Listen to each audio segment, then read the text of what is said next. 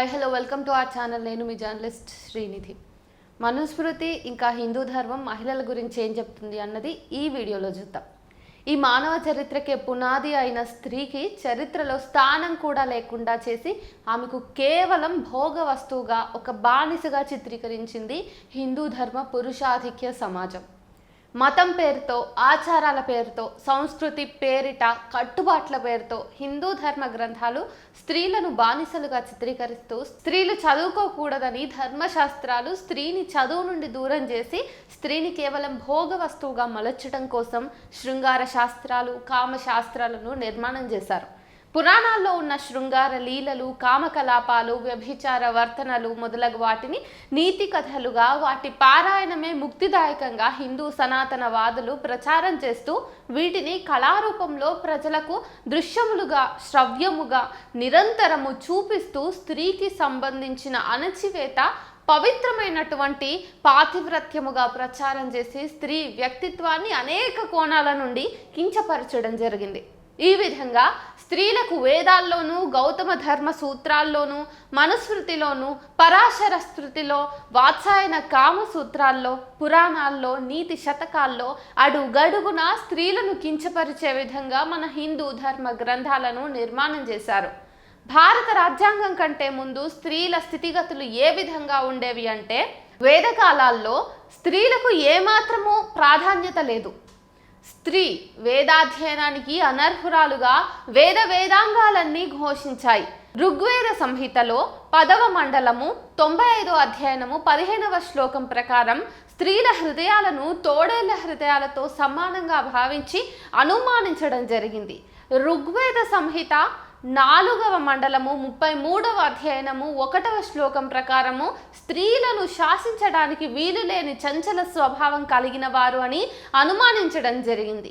ఋగ్వేద సంహిత 10వ మండలము 95వ అధ్యాయనము 15వ శ్లోకం ప్రకారం స్త్రీలు స్నేహపాత్రురాలు కారని చెప్పబడింది. గొడ్రాలైన స్త్రీని యమునికి బలివ్వమని చెప్పారు. అథర్వణ వేదం 7వ మండలము 38వ అధ్యాయనము 4వ శ్లోకం ప్రకారం స్త్రీలను పాచికలతోనూ మద్యంతోనూ పోల్చడం జరిగింది. మైత్రేయ సంహిత ప్రకారం 3వ అధ్యాయనం 63వ శ్లోకం ప్రకారం స్త్రీలు మానవ సమాజంలో దుఃఖ కారణమని భావించడం జరిగింది. స్త్రీని శనిగా భావించడం జరిగింది. పురాణాల్లో స్త్రీలను నీచాతి నీచంగా వర్ణించడం జరిగింది. స్త్రీల మనస్తత్వాన్ని, ఆమె వ్యక్తిత్వాన్ని ఎంత దారుణంగా కించపరచడానికి వీలుంటుందో అంతగా కించపరచడం జరిగింది. స్త్రీని అసభ్యంగా, భీభత్సంగా, జుగుప్సగా చిత్రీకరించారు. హిందూ ధర్మంలో స్త్రీకి సంబంధించిన అణచివేత పవిత్రమైన పాతివ్రత్యంగా ప్రచారం పొందింది. కనీసం స్త్రీని సంబోధించేటప్పుడైనా గౌరవంగా సంబోధించబడలేదు. వాల్మీకి రామాయణం అయోధ్యకాండ 30వ సర్గలో శ్లోకం 30, 32, 33, 40, 42 ప్రకారం చూసుకున్నట్టయితే, ఏనుగు తొండం వంటి తొడలు గల దానవగు సీత, మళ్ళేమో చక్కని పిరుదులు గల దాన, మత్తెక్కిన కనులు గల దాన అని సంబోధించడం జరిగింది. అయోధ్యకాండ 26వ సర్గ శ్లోకం 34, 2వ సర్గ శ్లోకం 35 ప్రకారం చూసుకున్నట్టయితే రావణుడు సీతకిచ్చినటువంటి ఉపదేశం, భరతుడు దేశమునకే కాదు ఇంటికి కూడా అధిపతి, అతడిని ఎన్నడూ విరోధించకుండా భరతుణ్ణి ఆరాధించి ప్రసన్నుని చేసుకో అని చెప్పడం జరిగింది. మనుధర్మ శాస్త్రం స్త్రీలు అన్నది మనం చూసుకున్నట్టయితే మనుధర్మ శాస్త్రం స్త్రీలకు ఉక్కు సంఖ్యలను బిగించింది. మనుస్మృతి స్త్రీ విద్యను నిరోధించింది. మనుస్మృతి స్త్రీ వ్యక్తిత్వాన్ని కించపరచడం జరిగింది. మనుస్మృతి 5వ అధ్యాయము 147, 148, 149 ఇంకా అనే శ్లోకాలే కాకుండా 9వ అధ్యాయం నుంచి 3వ అధ్యాయం మధ్య కూడా మీరు చూసుకున్నట్టయితే స్త్రీని బాల్యంలో తండ్రి వశంలో ఉంచవలెను, యవ్వనంలో భర్త ఆధీనంలో ఉండవలెను, ముసలితనం యందు పుత్రుల ఆధీనత ఉండవలను అని చెప్పేసి స్త్రీలు స్వతంత్రంగా ఉండడానికి వీల్లేదని చెప్పింది.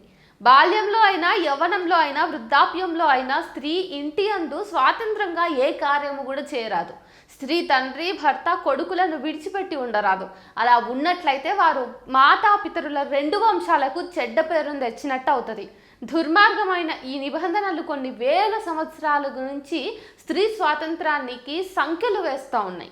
అమానుషమైన ఈ నిబంధనలు స్త్రీ వ్యక్తిత్వాన్ని, నిజాయితీని గురిగొట్టింది. అమానుషమైనటువంటి ఈ నిబంధనలు స్త్రీ వ్యక్తిత్వాన్ని, నిజాయితీని గోరిగట్టాయి. స్త్రీలోని జనసత్యాలను వమ్ము చేసి అబలగా రూపొందించింది. సీతను అగ్ని పరీక్షకు గురి చేయడం వంటి పౌరాణిక నీతులు ఈ నిబంధనలకు తోడు ప్రచారం చేశాయి.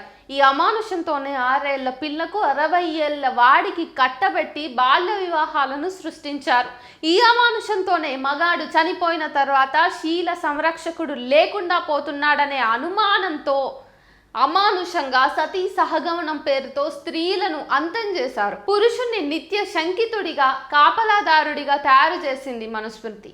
మనుస్మృతి 5వ అధ్యాయం 151 శ్లోకం ప్రకారం చూసుకుంటే, తండ్రి ఈ కన్యను ఎవ్వనికి ఇచ్చునో, తండ్రి అనుమతితో తోడబుట్టిన వాడు ఎవ్వరిని ఒసంగునో అతనికి జీవించి ఉన్నంత వరకు సేవ చేయవలను. అతడు మరణించిన తర్వాత మరొకరితో వివాహం చేసుకోరాదు. మరొకరితో శారీరక సంబంధం పెట్టుకుని పరలోకనందున్న భర్తను అధోగతిని కలిగించరాదు అని చెప్పేసి చెప్పింది. మనుస్మృతి 5వ అధ్యాయం 154వ శ్లోకం ప్రకారం చూసుకుంటే, భర్త ఎంత దుర్మార్గుడైనను, వేరొక స్త్రీతో సంబంధం కలిగి ఉన్నను, విధిగుణములు లేకున్నను భర్తతో స్త్రీ పతివ్రత ఎల్లప్పుడూ దేవుడి వలె పూజించాలట. మనుస్మృతి 5వ అధ్యాయం 155వ శ్లోకం ప్రకారం స్త్రీకి ఎటువంటి వ్రతము లేదు, యజ్ఞము లేదు, భర్తను సేవించుటతోనే స్త్రీకి స్వర్గం లభిస్తుందట. మనుస్మృతి 5వ అధ్యాయం 157వ శ్లోకం ప్రకారం భర్త చనిపోయిన తర్వాత పతివ్రత అయిన స్త్రీ కందములతో, ఫలములతో దేహాన్ని కృషింపజేయాలి, అంతేగాని మరొక పురుషుడి నామమైన ఉచ్చరించరాదు. మనుస్మృతి 9వ అధ్యాయం 10వ శ్లోకం 11వ శ్లోకం ప్రకారం స్త్రీలను బలవంతంగా కాపాడుట ఎవ్వరి తరము కాదు. కాబట్టి స్త్రీని ధనమును కాపాడుట, వ్యయపరచుటయందు, ద్రవ్యమును శరీరమున పరిశుద్ధమగుచుటయందు, వంటవార్పులయందు, గృహోపకరణముల రక్షణయందు ఉంచవలను అని చెప్పింది. నిత్యం శుద్ధి కార్యముతో, సేవా కార్యములో తలమున కలిగిన ఉంటేనే తప్ప స్త్రీ తప్పు చేయకుండా ఉండదు అని చెప్పేసి మనుస్మృతి చెప్తా ఉంది. మనుస్మృతి 2వ అధ్యాయం 67వ శ్లోకం ప్రకారం స్త్రీలకు వేద సంస్కారాలు, వివాహ విధి మాత్రమే. భర్తను సేవించుటయే స్త్రీలకు గురుకుల వాసం అని చెప్తుంది. మనుస్మృతి 9వ అధ్యాయం 14వ శ్లోకం ప్రకారం స్త్రీ పురుషుల అందం గూర్చి మరియు మనస్సు గూర్చి ఆలోచించకుండా పురుషుడు ఎంతటి అందవిహీనుడైనను అతడితో సంభోగించవలనని చెప్తా ఉంది. మనుస్మృతి 9వ అధ్యాయం 83వ శ్లోకం ప్రకారం భర్త మరొక వివాహం చేసుకున్న తర్వాత భార్య కోపంతో ఉంటే దాని కోపం తగ్గే వరకు త్రాడు మొదలగు వానితో కట్టి ఉంచవలను, లేదా దాని తల్లిదండ్రుల వద్ద విడిచిపెట్టవలను అని ఉంది. దాని అని సంబోధించడం జరిగిందనే విషయాన్ని కూడా మీరు గమనించాలి. మనుస్మృతి 9వ అధ్యాయం 78వ శ్లోకం ప్రకారం జూదము మొదలగు దుర్వ్యసనములు గలవాడున్నా, మద్యం సేవించేవాడున్నా, రోగములతో ఉన్న భర్తను స్త్రీ సేవ చేయనట్లయితే దాని సొమ్ములను, ఆభరణములను లాక్కుని ఆమెను 3 నెలల వరకు తాకకుండా ఉండాలని చెప్పేసి చెప్తా ఉంది మన ధర్మం. ఈ ధర్మాల యొక్క వికృత రూపము ఈరోజు భారత సమాజంలో మనకు కనిపిస్తూ ఉంటుంది. మీరు వెతికితే ప్రతి 3 నిమిషాలకు స్త్రీపై అన్యాయం జరుగుతూ ఉన్నది.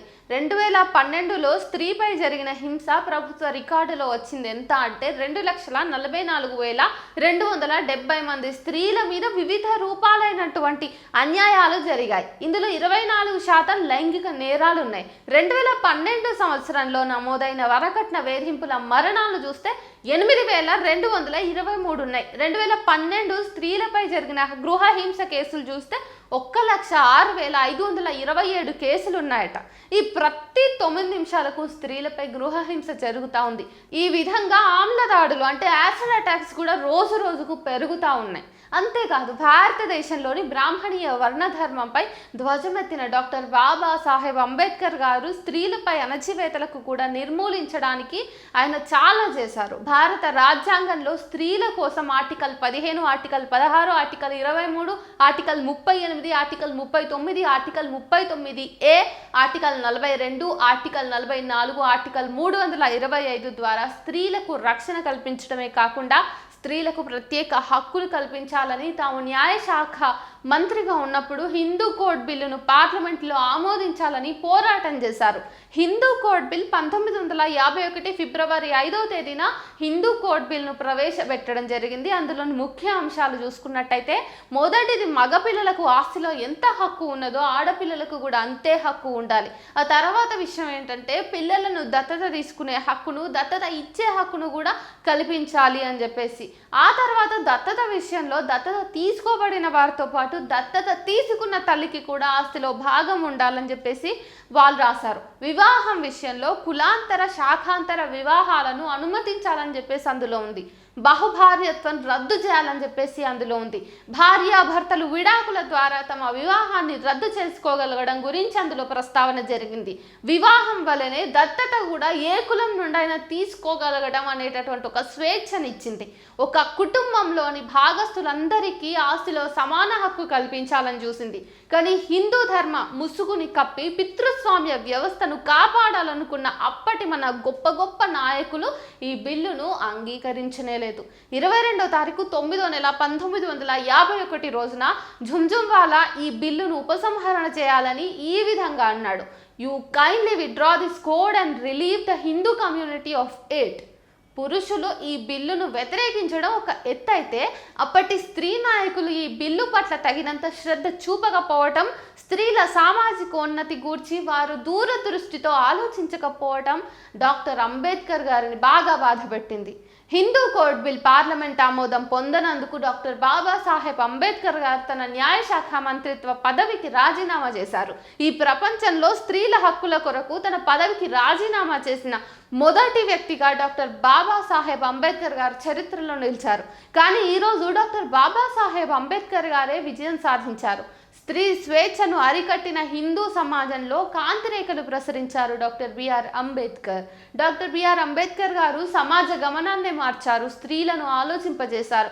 ఆయన రూపొందించిన హక్కులు ఆలస్యంగానైనా స్త్రీలకు అందుతా ఉన్నాయన్నది సంతోషించదగ్గ విషయం.